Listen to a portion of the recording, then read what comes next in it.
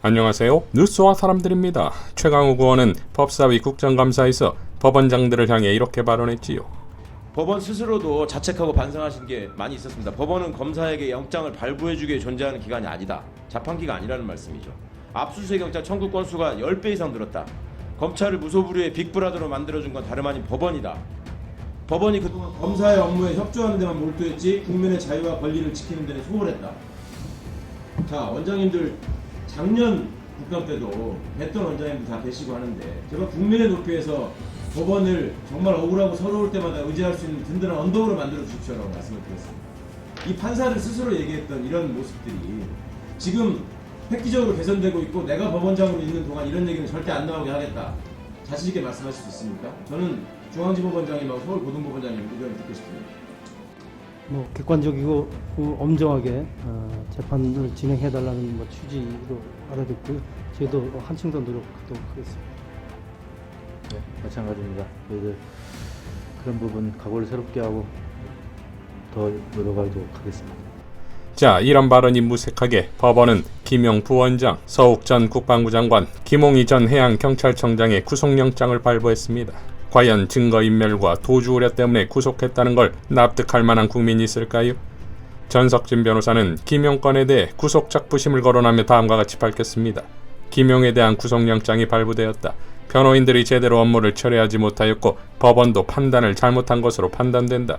법원이 마련하여 운영 중인 인신구속 사무의 처리에 관한 예규에 비추어 이번 구속영장 발부가 타당한지 살핀다. 첫째, 본건에서 인멸의 대상이 되는 증거가 존재하는가? 검찰은 김용 부원장이 지난 4월 1억 원을 시작으로 5월 5억 원, 6월 1억 원, 8월 1억 4,700만 원 등 4차례에 걸쳐 현금을 받았다고 주장하고 있다. 현금으로 돈을 주고받았기 때문에 인멸의 대상이 되는 증거가 존재하지 않는다. 둘째, 그 증거가 범죄 사실의 입증에 결정적으로 영향을 주는지 여부. 현금 증거가 있다면 입증에 결정적인 영향을 주겠지만 이러한 현금 증거를 인멸할 수 있는 가능성은 없다. 셋째, 피의자 측에 의하여 그 증거를 인멸하는 것이 물리적 사회적으로 가능한지 여부. 이미 과거에 전달이 되었다는 현금 증거를 인멸하는 것은 물리적 사회적으로 불가능하다. 넷째, 피의자 측이 증인에 대하여 어느 정도의 압력이나 영향력을 행사할 수 있는지 여부. 본건에서 유동규 등 관계자들에 대한 진술 번복은 불가능하다. 관계자들이 진술을 번복하면 징역 10년 이상의 법정형인 특가법상의 뇌물죄로 의율될 것이기 때문에 김용 부원장이 아무리 회유하더라도 관계자들이 진술을 번복할 가능성이 없다. 결국 위 네 가지를 종합적으로 고려해보면 구속 예규에 의하더라도 구속은 잘못되었다는 결론이 나온다. 내가 그동안 포스팅한 것을 잘 살피고 위의 구속 예규를 잘 검토하여 구속작부심을 신청해 다투어 보아야 할 것이다. 구속작부심의 인용률이 높지 않지만 이 절차에서 억울함을 지속적으로 호소하는 것이 정황상 유리한 결과를 가져올 것으로 판단된다. 라고 밝혔습니다. 자, 서욱 장관도 마찬가지로 한 국가의 국방부 장관이었던 자가 도주는 무슨 도주입니까? 그러니까 지난 조국 장관 때와 마찬가지로 또다시 사법부에 대한 절망감이지요. 이미 한동훈의 인사정보관리단 설치 때부터 예견되었던 거 아니겠습니까? 지난 5월 전국공무원노조 법원본부는 인사정보관리단 신설을 두고 공직 후보자 중에는 대법원장, 대법관, 헌법재판관이 있다. 삼권분립을 파괴하고 검찰공화국으로 만들겠다는 저희다. 라고 비판했고 이후 한동훈은 대법관은 검증 대상이 아니라고 했으나 이걸 믿을 수 있겠습니까? 서욱 장관에 대한 구속이 더 충격적인 것에 대해 김필성 변호사는 다음과 같이 밝혔지요. 속보, 서해공무원 피살 은폐, 서욱 전 국방장관, 김홍희 전 해경청장 구속. 두 사람이 구속되면서 지난 13일 감사원 감사 결과에서 공무원 피살 은폐 및 자진월북 조작 의혹의 윗선으로 지목된 서훈 전 국가안보실장에 대한 소환 조사도 빨라질 전망이다. 다들 이재명 측근에게만 관심이 있으신 것 같은데 저는 이 영장 결과에 더 관심이 많았습니다. 그래서 결과 보고 자려고 기다렸는데 전 여전히 이 사건이 정권의 주 공격 목표라고 생각합니다. 문재인이 포토라인에 설 가능성이 매우 높아졌습니다. 라고 밝혔습니다. 자, 그야말로 광기의 폭정이다 이겁니다. 민생이고 경제고 정치고 외교고 국방이고 다 필요 없이 오직 정치보복이라는 저울에 수사와 색깔론이라는 줄을 양쪽에 놓고서 저울질하고 있다 이겁니다. 여기에 알아서기는 검찰과 경찰, 법원과 언론이 하나가 되어 그야말로 대한민국을 폭망시키고 있다 이거지요. 이러니 믿을 건 대한민국의 주인인 위대한 국민밖에 없지요. 김주대 시인은 이렇게 밝혔습니다. 어떻게 해도 지지율이 오르지 않고 오히려 내려가자 두렵고 다급해진 윤석열 정권. 전 정권 인사들을 잡아들이고 야당 대표를 끈질기게 공격하면서 윤석열의 칼은 문재인 전 대통령을 향해 정면으로 나아가는 품새다. 심지어 전 국민적 지지를 받아 실행한 정책과 국가적 사업에 대해서도 난도질을 하기 시작하였다. 제2의 노무현 사례를 꿈꾸는 것으로까지 보인다. 기어코 윤석열 정권이 두려운 건 촛불과 낮은 지지율밖에 없다.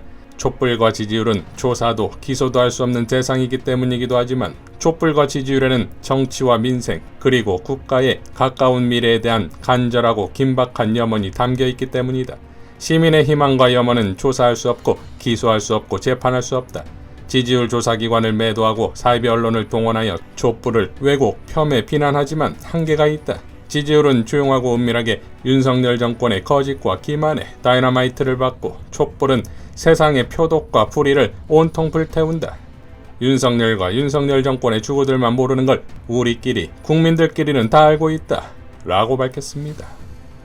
자, 촛불 행동도 다음과 같이 논평했지요. 윤석열 정권의 압박은 헛소리가 되고 말 것입니다. 오늘은 촛불 대행진 전국 총집결의 첫 번째 날입니다. 이제껏 애써 무시하고 외면해오던 촛불 행동에 윤석열 퇴진, 김건희 특검 촛불 집회에 대해 윤석열 정권이 드디어 입을 열었습니다. 대통령실은 헌정 질서를 흔드는 바람직하지 않아 라고 경고성 발언을 했습니다. 협박입니다. 그러나 헛소리입니다.